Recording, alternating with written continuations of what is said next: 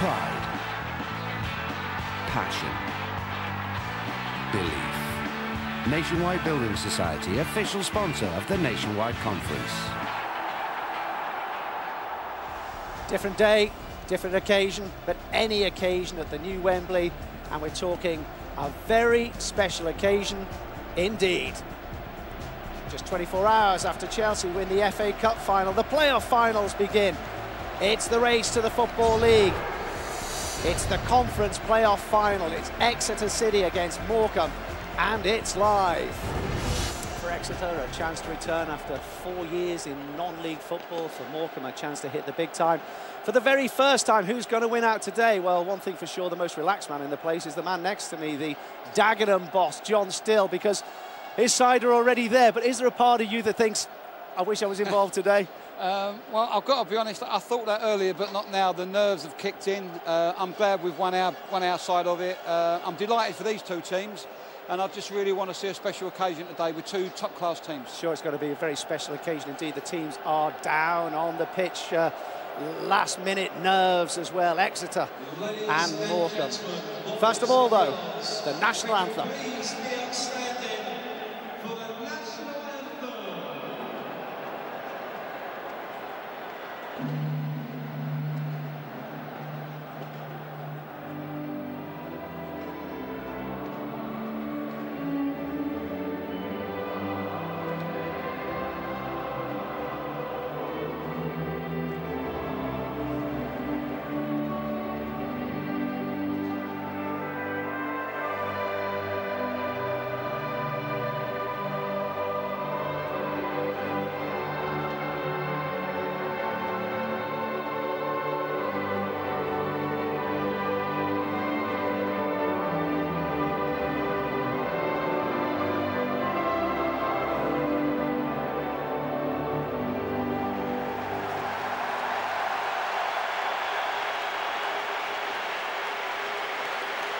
Great moments for the two sides.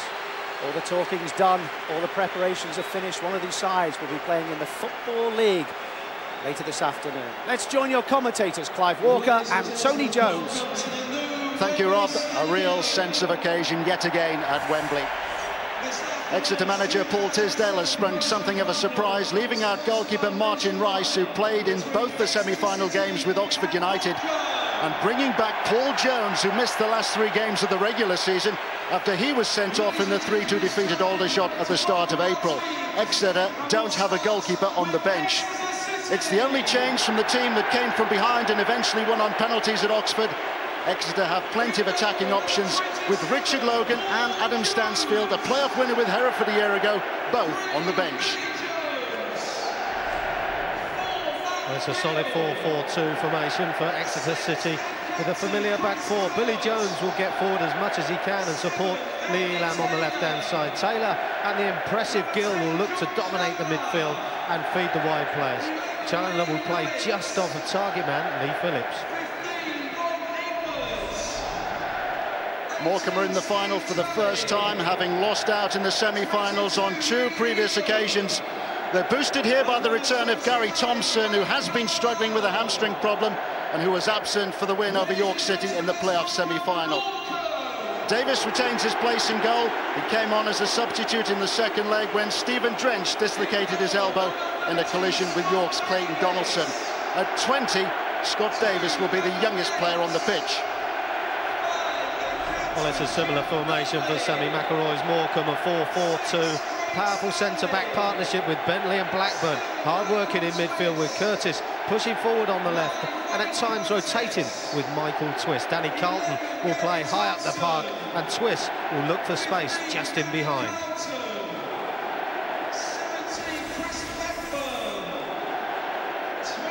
There is a big day for the goalkeepers. There is Paul Jones, recalled here by Exeter City. 21 years of age in June.